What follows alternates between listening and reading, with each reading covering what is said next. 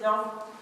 Monsieur le Président, mes chers collègues, vous nous demandez de prendre acte du compte-rendu de l'exercice de la compétence que vous avez reçue en qualité de Président du Conseil régional pour l'attribution et la mise en œuvre des subventions liées aux fonds européens dans la région et l'autorité de gestion.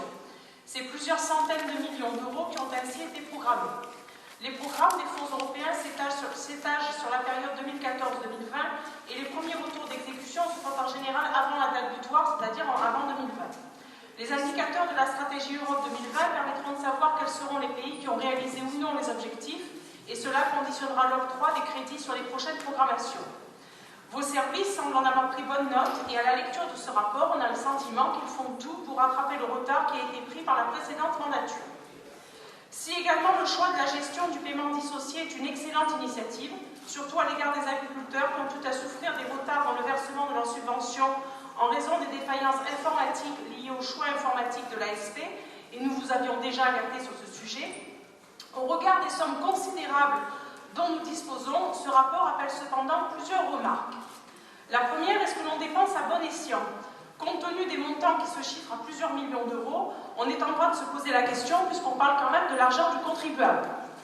Pourquoi, la deuxième question, c'est pourquoi programmer aussi vite, sans analyse plus approfondie des besoins et sans concertation sérieuse?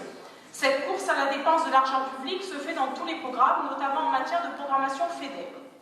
Et la troisième remarque, c'est qu'il est quand même assez choquant, compte tenu des sommes considérables qui sont en jeu, de recevoir désormais systématiquement, malgré nos demandes à chaque commission, les rapports seulement quelques heures avant la commission, voire une heure avant pour les additifs qui font plus de 700 pages. Soit vos services sont pour le moins complètement désorganisés, soit il y a de votre part une rétention d'informations, mais ça je ne veux pas le croire, que vous soyez aussi antidémocratique et anti-républicain.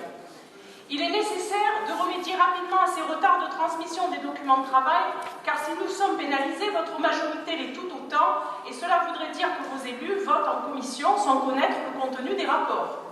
Nous souhaitons qu'il ne s'agisse pas de cela, car cela en dirait long, Monsieur le Président, sur le manque de considération que vous avez pour les électeurs et les habitants de la région.